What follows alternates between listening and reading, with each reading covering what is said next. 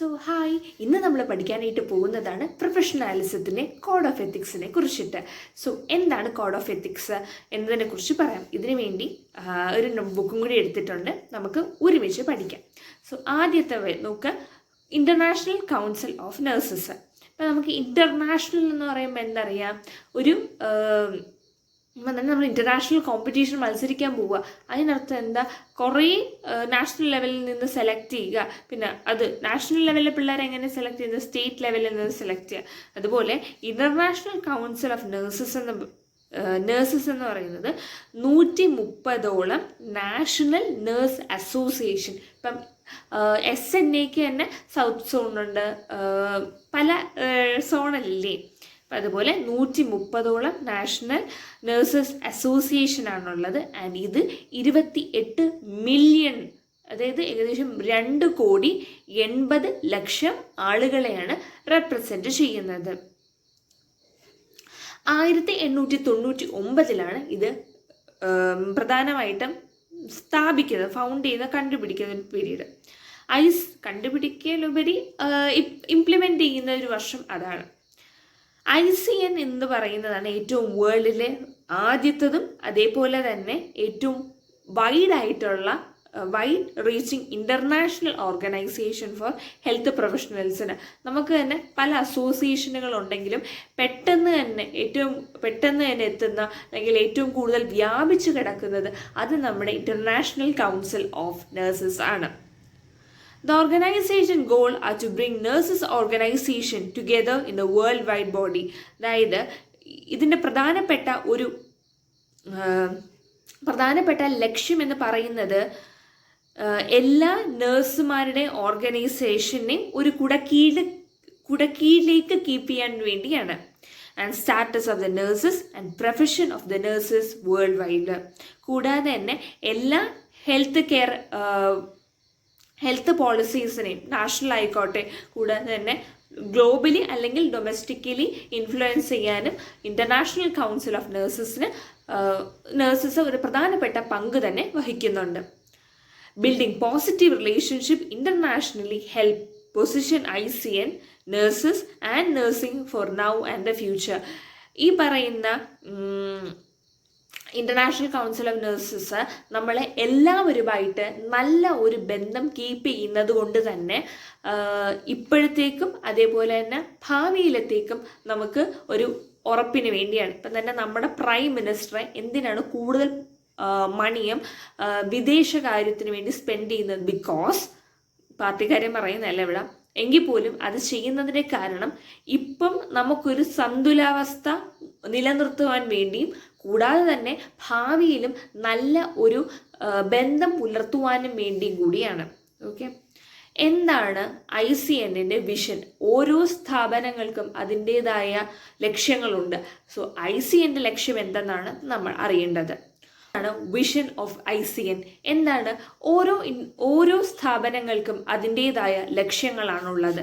So ICNൻ്റെ ലക്ഷ്യം എന്ന് പറയുന്നത് എല്ലാ നഴ്സുമാർക്കും കൂടാതെ തന്നെ നഴ്സുമാർക്ക് വേണ്ടി ഉള്ള ഒരു സപ്പോർട്ടും കൂടാതെ തന്നെ എന്തിനാണ് ആ ഒരു സപ്പോർട്ടും കൂടാതെ തന്നെ ഇൻവെസ്റ്റ്മെൻറ്റ് നമ്മൾ കൊടുക്കുന്നത്? എല്ലാ വ്യക്തികൾക്കും ഹെൽത്ത് പ്രൊവൈഡ് ചെയ്യുക എന്ന ലക്ഷ്യത്തോടു കൂടിയാണ്. കൂടാതെ തന്നെ the council of nursing association representative, അതായത് council of national association representative എന്ന് പറയുന്നത് CNR ആണ്. Council of national association representative CNR. ഇതൊരു ICNനെ ഗവേൺ ചെയ്യുന്ന ഒരു ബോഡിയാണ്.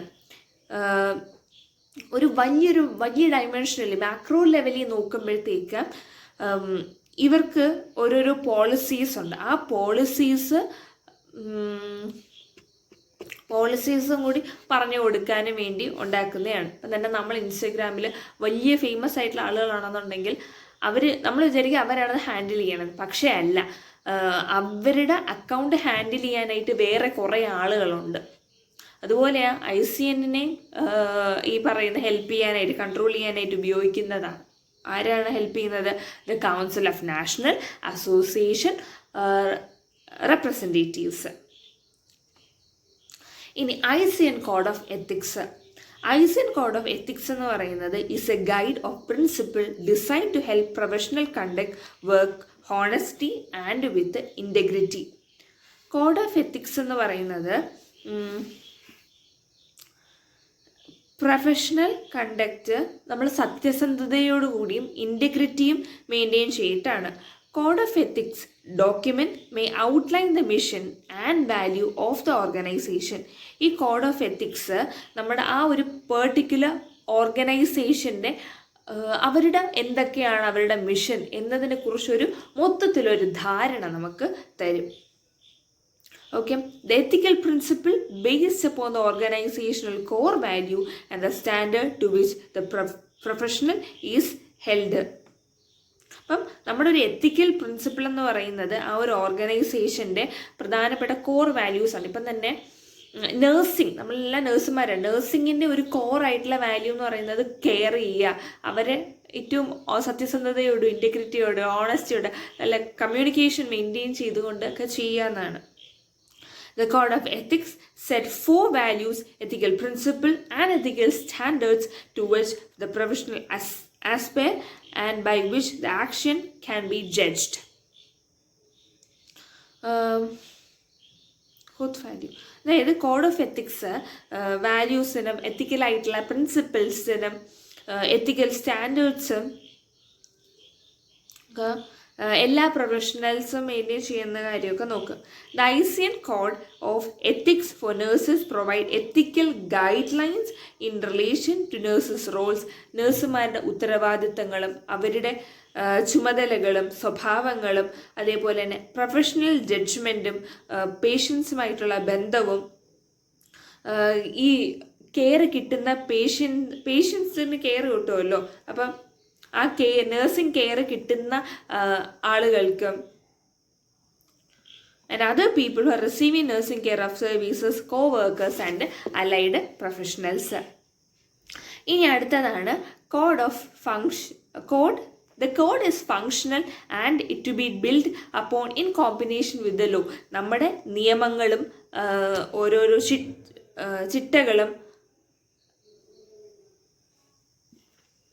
Professional standards of the country that govern nursing practice.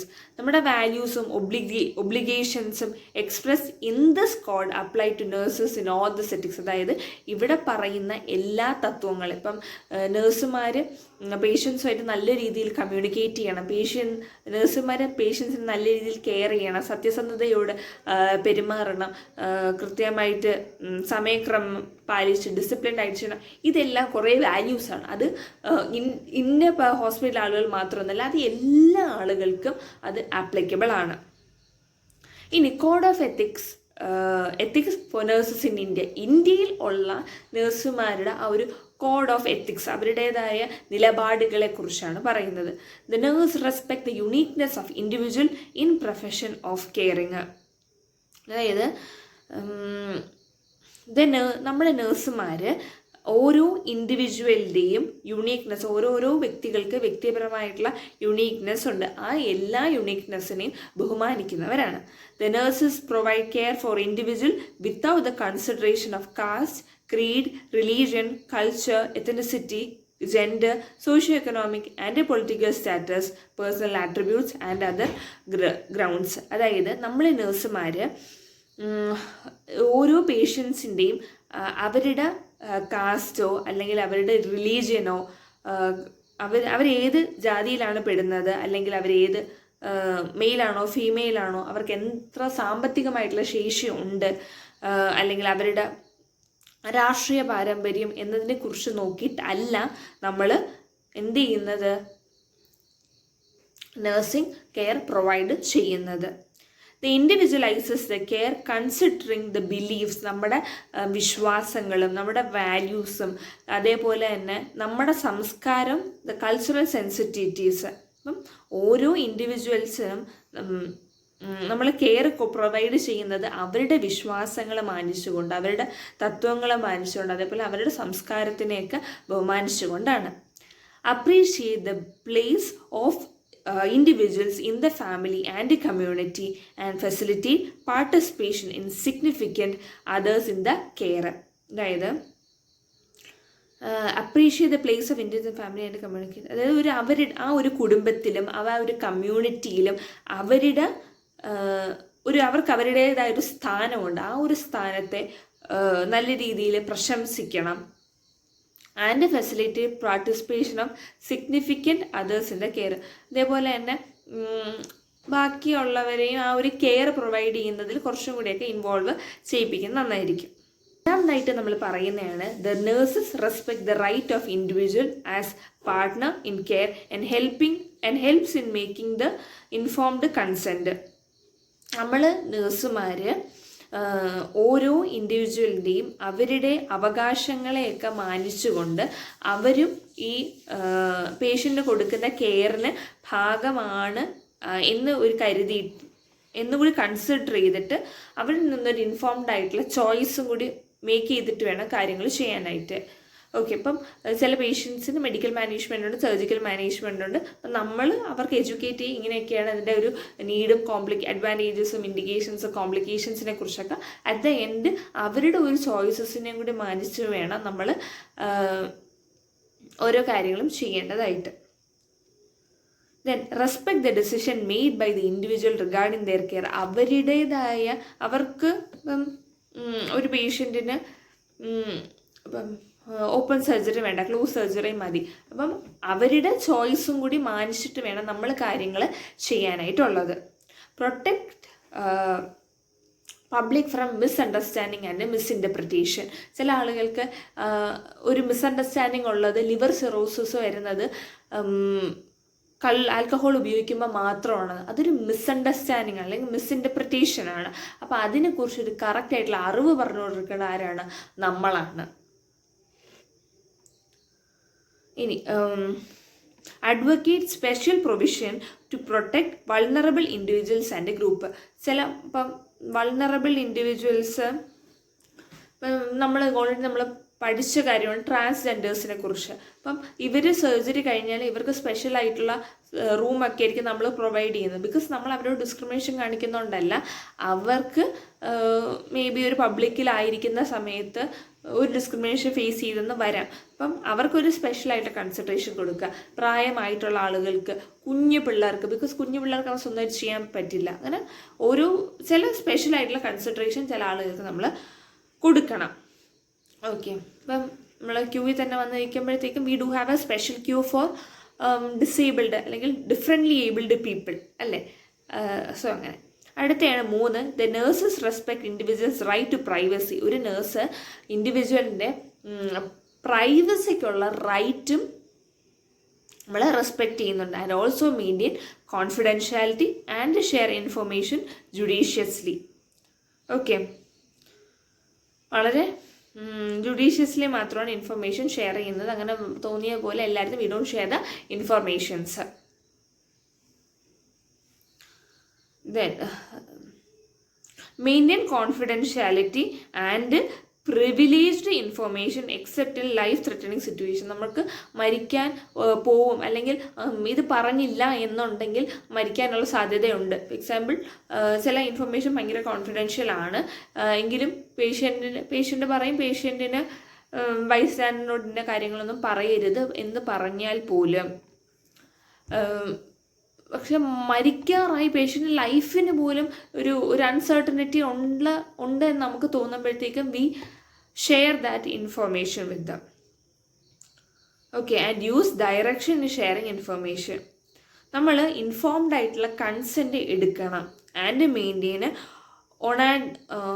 anonymity when information is required for quality assurance, academic and legal reasons. ഇപ്പം തന്നെ നമുക്ക് പഠിക്കാനായിട്ട് ഹിസ്റ്ററി കളക്ഷൻ എടുക്കുന്നുണ്ട്, അല്ലെങ്കിൽ പോലീസുകാർ വന്ന് അവരുടെ നിയമപരമായിട്ടുള്ള കാര്യങ്ങൾക്ക് വേണ്ടി ചെയ്യുന്നുണ്ട്. ഈ സമയങ്ങളിലെല്ലാം നമ്മൾ കൃത്യമായിട്ട് ഒരു കോൺഫിഡൻഷ്യാലിറ്റി, നമ്മൾ പുറത്ത് കാര്യങ്ങൾ പറയാതിരിക്കാനായിട്ട് പ്രത്യേകം ശ്രദ്ധിക്കണം. Limit the access to all the personal records written and computerised to authorised persons only. നമ്മൾ എല്ലാം written ആയിട്ടുള്ള കാര്യങ്ങളും കൂടാതെ കമ്പ്യൂട്ടറിൽ അടിച്ച കാര്യങ്ങളും ആ ഓതറൈസ്ഡ് ആയിട്ടുള്ള ആളുകൾ, ആ കാര്യമായിട്ട് ബന്ധപ്പെട്ട ആളുകൾക്ക് മാത്രമേ നമ്മൾ കൊടുക്കാനായിട്ട് പാടുള്ളൂ.